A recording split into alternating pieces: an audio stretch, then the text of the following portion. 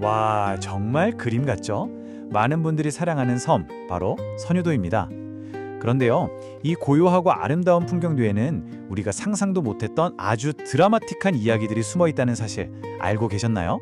오늘 저와 함께 이 섬이 품고 있는 여러 겹의 이야기를 마치 양파 껍질을 벗기듯 하나씩 파헤쳐 볼 겁니다. 아마 여러분이 알던 선유도와는 전혀 다른 모습을 발견하게 되실 거예요. 자, 그럼 첫 번째 껍질부터 벗겨볼까요? 시간을 아주 멀리 9,300만 년 전으로 거슬러 올라가서 이 섬이 처음 만들어지던 그 격렬했던 순간으로 가보겠습니다. 선유도 하면 딱 떠오르는 저 망주봉 있잖아요. 지형학에서는 저런 지형을 보른나르트라고 부른대요. 이게 뭐냐면 수백만 년 동안 비바람이 주변의 무른 땅은 다 깎아냈는데 유독 단단한 화산암 덩어리였던 망주봉 부분만 꿋꿋하게 버텨낸 거죠. 그래서 결국 혼자만 저렇게 우뚝 솟은 봉우리가 된 겁니다. 평야의 거대한 바위 언덕이 불쑥 솟아난 것 같은 모습이죠. 근데 그거 아세요? 원래 선유도는 하나가 아니라 두 개의 섬이었어요. 그럼 이 떨어진 섬은 어떻게 하나로 합쳐졌을까요? 그 비밀이 바로 모래톱에 있습니다. 파랑과 해안을 따라 흐르는 바닷물이 오랜 세월 정말 꾸준히 모래를 실어 날랐고 마침내 섬과 섬 사이에 이렇게 모래다리를 놓은 거예요. 우리가 걷는 명사십리 해수욕장이 바로 그 자연이 만든 다리인 셈이죠. 너무 낭만적이지 않나요? 선유도의 저 깎아지른 듯한 절벽들 되게 멋있잖아요. 저게 바로 화산강력암이라는 암석으로 만들어진 겁니다. 한번 상상해 보세요. 아주 먼 옛날 화산이 꽝 하고 폭발하면서 하늘로 뿜어져 나온 뜨겁고 날카로운 바위 조각들이 그대로 굳어서 만들어진 암석이에요. 이 거칠고 각진 파편들이 모여서 지금의 저 장엄한 풍경을 빚어낸 거죠. 자, 이제 지형학의 시간을 지나서요.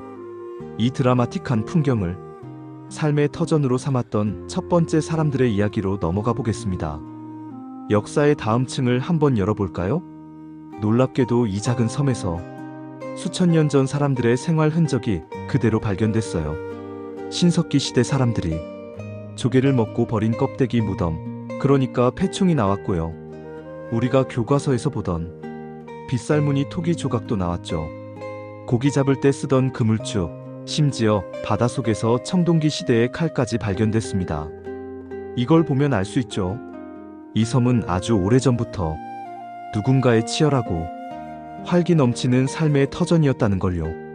이제 이 섬의 역사에서 가장 놀랍고 아마 많은 분들이 잘 모르셨을 한 페이지를 펼쳐볼 시간입니다. 선유도가 결코 조용한 어촌마을이 아니었던 시절, 바로 고려시대로 함께 가보시죠. 이건 지금으로부터 거의 1000년 전이죠. 1123년에 고려를 방문했던 송나라 사신 서긍이라는 사람이 남긴 기록입니다.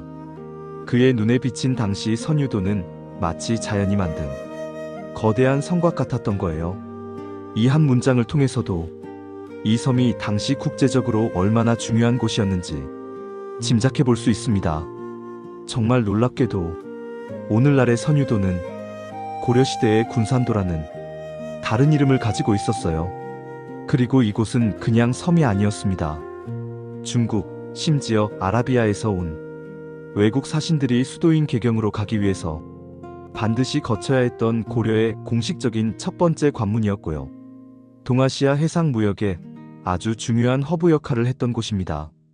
당시 군산도에 뭐가 있었는지 한번 보세요. 외국 사신을 맞이하는 공식 영빈관인 군산정이 있었고요. 뱃사람들이 안전을 빌던 사당, 불교 사찰, 사신 숙소, 그리고 당연히 수군기지까지. 이건 뭐 거의 국제도시 수준이죠. 단순한 섬이 아니라 아주 체계적인 시설을 갖춘 국가의 중요한 기관이었던 겁니다. 자, 이제 시간은 흘러 조선시대로 넘어옵니다. 국제교류의 중심지였던 이 섬의 역할이 이제는 나라를 지키는 아주 중요한 군사요새로 바뀌게 돼요. 해군기지의 역사가 좀 복잡하죠. 고려시대부터 있던 수군기지가 조선 초에 육지로 한번 옮겨졌다가 다시 섬으로 돌아오기까지 수백 년에 걸친 변화가 있었던 거예요. 여기서 특히 주목해야 할 연도가 바로 1597년입니다. 이순신 장군이 등장하는 때죠. 이 문장은 우리나라 최고의 영웅 이순신 장군이 바로 이 섬에서 직접 쓰신 전쟁일기 난중일기의 한 구절입니다. 그 전설적인 명량해전에서 기적 같은 승리를 거둔 직후였어요. 지친 몸을 이끌고 이곳에 와서 쉬면서 영웅의 인간적인 고뇌를 이렇게 솔직하게 남기신 거죠. 그리고 바로 그 이순신 장군의 일기에서 고군산, 즉 옛 군산이라는 이름이 역사에 처음으로 등장합니다. 고려시대에 군산도가 있던 자리라서 그렇게 부른 건데요. 이 이름 자체가 절체절명의 위기 속에서 조선 수군에게 이곳이 얼마나 중요한 피난처이자 재정비의 장소였는지를 상징적으로 보여주는 것 같아요. 호구총수에 의하면 18세기 후반 고군산군도 13개리에 살았던 섬 주민과 군인, 상인들의 인구가 무려 2,700명에 육박했어요. 이 숫자 2,699명. 그리고 현재 고군산군도 12개 섬의 인구는 1,906명입니다. 2,700명에서 1,900명이라니 이 극명한 숫자의 대비가 시대에 따라 이 섬의 전략적 가치가 어떻게 변했는지를 그 어떤 긴 설명보다도 더 강력하게 보여주는 것 같습니다. 자, 그럼 이제 우리가 지금까지 살펴본 이 복잡한 역사의 실타래들을 하나로 모아볼 시간입니다.